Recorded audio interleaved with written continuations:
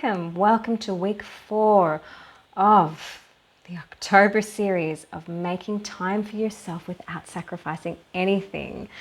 This has been such a beautiful topic to share and to present. I've really appreciated the feedback and the engagement around this topic. Today we're talking about making the impossible possible when it comes to our self-care needs. So welcome, come on in. Hello there. If you haven't met me before or you're not familiar with the work that I do, I'm Jade from Jade Sterling Coaching. So I am a positivity coach. I'm also a nurse and a counsellor and a yoga therapist and a wife and a mum. I bundle all of my skills and my life experience into these classes just for you. I also provide individualized coaching packages. I run group classes and online events and retreats, all of which support you to move into the best version of yourself that you possibly can. And this is the last and final week for our free online series for October, How to Make Time for Yourself Without Sacrificing Anything. And today's title being Making the Impossible Possible. So, the chat's open. If you want to have a chat, I won't be checking the chat throughout this call. You can drop any questions into the Q&A, which I'll peek at from time to time. And if you're watching the replay and you have a question, you want to reach out anytime, do so to support@jadesterlingcoaching.com. So quickly recapping over the last few weeks, we started off in week 1 where we became aware of our nervous system and softening our nervous system. We did some breathing and we went within and we looked at how small moments of self-care repeated many times actually have a big impact on us on a day-to-day basis. Helps us to create good habits, helps us to create a friendship with ourselves, and opens up the possibility that every moment, every breath is an opportunity for self-care. And we talked about that in week 1. In week 2, we learned about the positivity model. And if we can learn to become aware of how natural laws are operating around us, then we can make conscious choices about how we feel, to consciously choose peace or gratitude or joy, regardless of what's happening on the outside. We can make conscious choices of how we're going to feel on the inside, and we talked about how to do that in week 2. Then we had week 3 last week, which is all about relationships and getting our relationships in order, literally in order. So I sent out a PDF with the replay email, and I've got the 7 key relationships on the board behind me, just in case that you actually didn't catch that class, and you can have a little sneak peek, but I highly recommend that you go back and you watch the replay. Yes, and if you're not on the replay list already and you would like to be, then you can email support@jadesterlingcoaching.com. Go to the website to be able to sign up to receive the replays that I send out every Friday. And so we talked about relationships last week and the importance of focused attention in being able to live a balanced and more harmonious and fulfilled life. That was last week. And so this week we're talking about getting curious about the impossible. It's actually going to come full circle with everything we've talked about already. So I love this work. So in week 1, we defined self-care as an action where you actively strive to feel better about yourself. Now, we took this definition because we realized it's a process. It's a process of something that you can do in any moment of the day, of any time. You can take a moment, small moments repeated many times can have really empowering results. Now, we took that definition because the other definition that a lot of people adopt is that self-care means removing yourself from your day-to-day actions completely. Removing yourself from the normal day-to-day, carving out big chunks of time to escape everything. And while this is fine and lovely, it's not always available to us to do this, right? Life happens. We discussed this in week 1. Defining self-care as an activity that needs to be blissful solitude, if it's not available to us, it's not helpful. And taking those small moments not only helps us to actually build a better habit of being able to just love ourselves the way we are no matter what's happening around us, but also it helps us to actually create a sustainable experience of true happiness. Because as you know, we know that life happens. We can't always remove ourselves completely, but we can always go within. 100% of the time we can go inside us and make choices. So now we know all of that thanks to week 1 and week 2 of this series. Now that we've established that we can take small moments of self-care and we realize that we have the choice in how we're going to feel about our circumstances of life, it's then that we can actually really evaluate in reality. Is it impossible for me to take a bigger chunk of time for dedicated self-care? So I'm going to guess that when you first came to this class, it was because you were looking to find the time, or you wanted to prioritize, or you didn't quite know where you fit in. And that comes from a place of thinking that it's impossible to actually find that time, looking for some other hack to be able to change what's happening outside so you can feel better on the inside.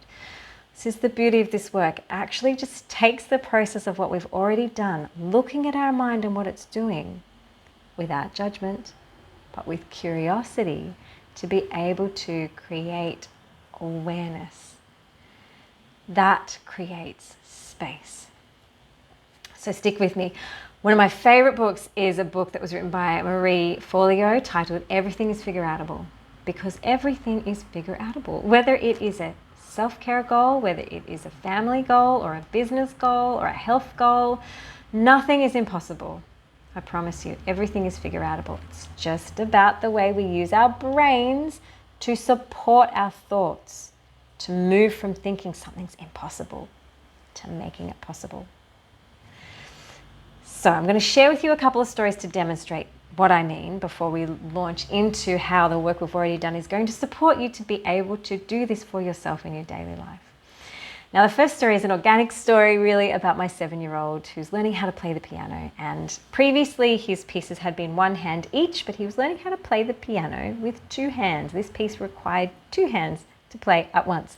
And he was finding this very difficult and very frustrating. And he just exploded when I was sitting there and just said, "Mom, this is impossible. I cannot do it." I said to him, "Oh, what makes you think that it's impossible?" "I don't think." He said, "I know." You know how they know. "Okay," I said, "so your brain is telling you that this is impossible." And he said, yes, he liked that. "Yes, my brain knows that this is impossible for me to do." And I said, "Okay, so what if your brain was wrong?" He was curious. I said, "What if we could convince your brain that it was wrong with a large jar of real Nutella?" Now, Nutella in Australia is a chocolate hazelnut spread that wherever you are in your part of the world, we don't actually have that in our particular house. We have the healthy version, without sugar or palm oil. And so Nutella is very much a treat for my 7-year-old and an exciting thing to look forward to. So I said to him, what if there was a really big jar of real Nutella with a tablespoon in it just sitting up on top of the piano that was there for you to eat if you could play this piece of music, no problem. You could tell your brain that it was wrong and you could eat all of the Nutella right now. And he was like, oh. Now, there wasn't any real Nutella, but it made him start to think. If there was a prize at the end, would the task seem impossible? Now, some people might call this bribery. I call it lesson learning. And the fact that it was imaginary Nutella, he wasn't actually going to get that from doing it, just made him think about how he's using his brain, how he's using his thoughts. And so he started to tell himself a different story. And I could see him talking to himself, well, if there was real Nutella out there and then I could eat it, if I could play it, I suppose I could try and play it and then I could eat the Nutella.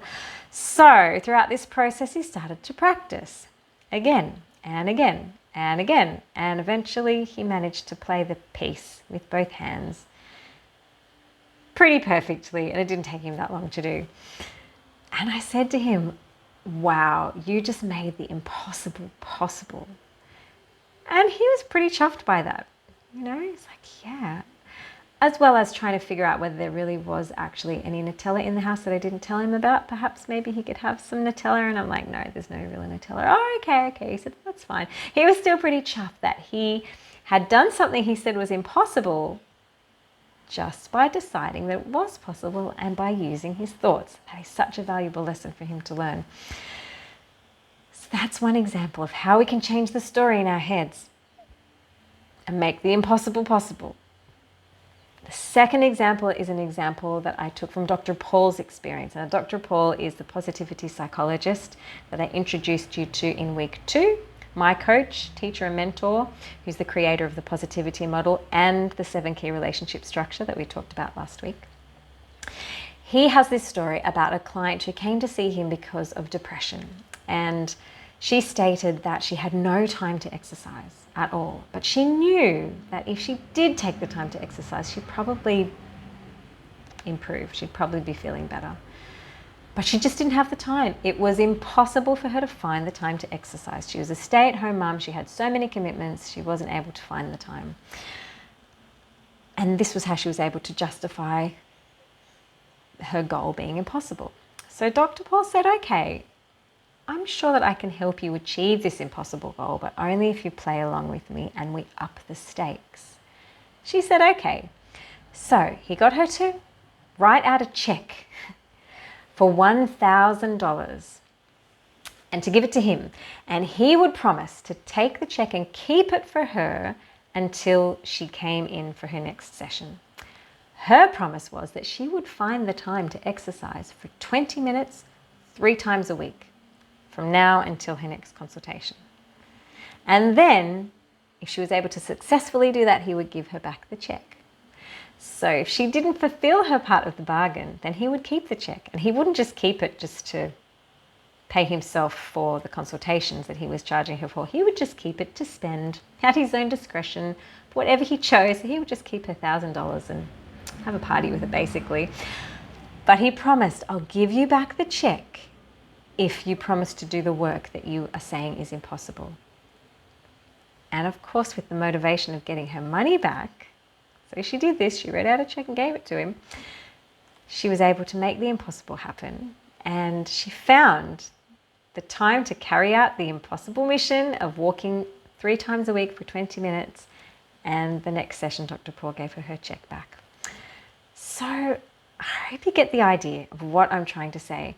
If you change the story in your head and you reprogram those thoughts that are telling you that something is not a possibility for you, then you can make real magic out of your life. You can really make it happen.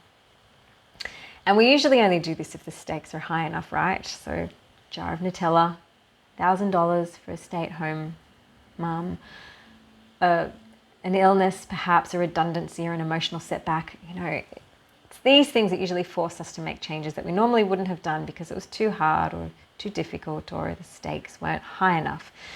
We can play this same game with our mind without the crisis being present. And this is what we're learning here. We can up the stakes just like Dr. Paul did with his client, holding her to ransom, so to speak, so that she'll make a real effort to reset her mind and then achieve her impossible goals. Same with my 7-year-old, the Nutella was worth changing his thinking for. So the impossible happened. So how can we do this for ourselves? Well, guess what? The beauty of this work, we're already doing it. If you've been following since week 1, you're already in the process. This takes us full circle, right back to week 1. Let me explain. First thing we do is we pay attention to our thoughts. That's what we learnt in week 1. We watch what's going on in that head of yours. And this can most easily be done when we are taking our small moments of self-care, repeated many times throughout the day. This is like the research that we're doing of our good habits and our bad habits, and the reoccurring thoughts and the sentences that are going on inside our head. And the more that you pay attention and listen and become aware, the more you realize what the little voice in there is telling you. Things should be better, or it could be worse. Remember the positivity model from week 2. And also having that pause where you realize, I've just said that to myself and remembering that you can create a feeling through your thought of what happens next. So we learnt that in week 2 as well as learning that all circumstances in life are neutral and they're only good or bad if you think that they are. So our thoughts decide if something is good or bad, and that creates how we feel. And the feeling informs what we do, and then what we do creates the result and becomes the experience that we experience in our day-to-day life. So when we become really good at recognizing the thoughts, we can move to the next level, which is recognizing that the space is there and actually starting to get curious about our thoughts and questioning, is that true? Something that we at first thought was impossible, could it actually be possible? So the first step is being aware of the thoughts, and the second step is getting curious about them. Now, when we first embarked on this journey, I'm going to guess that the reason that you came to attend this class was because you had thoughts like, well, I don't have time for dedicated self-care activities. How can I do that? Or it's not a priority for me, but I know it needs to be. How can I make the time? Or how can I move it into higher up in the priorities of my life?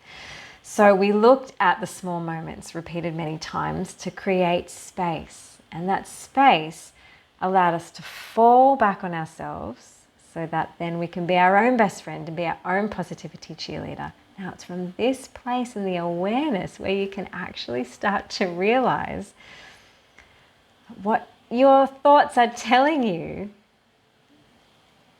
could possibly also be a choice. You're now armed with the positivity model and the 7 key relationships. You know that you do have choice. So the more you create awareness, the more you become curious. This is where we start. Now watch. Practice, practice, practice. The space is going to open up around you, and you will find that what you previously thought was not possible for you, you will start to find opportunities and possibilities when you recognize that you have choice. It's as simple and as difficult as that.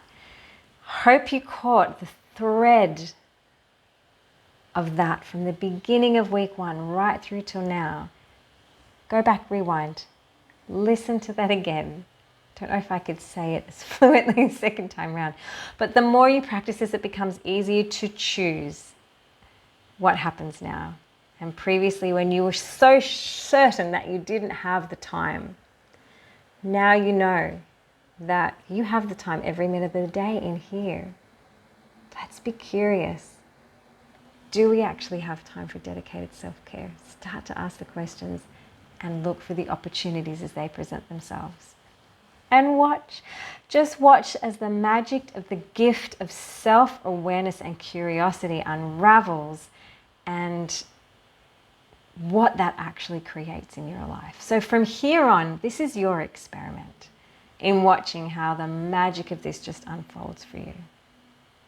And this is how the 4 weeks of how to make time for yourself without sacrificing anything is all wrapped up and presented to you to now take and put into action. So I would love to hear how things are working for you. Please feel free to reach out, stay in touch. You can email me at any time. I hope that that's made sense for you. It just gives me tingles and makes me so excited to help you move forward from here. If you would like to dive deeper into any of the tools or the principles of what I've taught over the last 4 weeks, and if you are looking to move away from emotional exhaustion and conflict and discontent into the peace and the clarity and the joy that we've been exploring, that is innately yours in the last 4 weeks, then you can always reach out and schedule a curiosity call with me, which is a one-on-one chat about how these tools and principles can work for you. And then from there, they might even support you in your life to be able to make things shift and move and change in ways that you never thought possible. Or you might find that nothing changes on the outside, but suddenly you're blissfully happy on the inside. It's incredible. And I can only speak from my own experience. Both of those things have happened for me, which is why I created the 6-week personal empowerment coaching packages. So if you did want to have a chat about that too, see if that's a right fit for you. You can also book a curiosity call to have a chat about that. It's been an honor and a privilege, my friends. That's it for today. If there's no questions, so much love from me to you. Shoot me an email anytime. I will be back with more, but stay tuned as the end of the year just barrels to a close and the festive season is upon us. Watch this space for what's going to happen for the rest of the year in the next few weeks. Thank you so much. Have a beautiful week, and I will see you next time.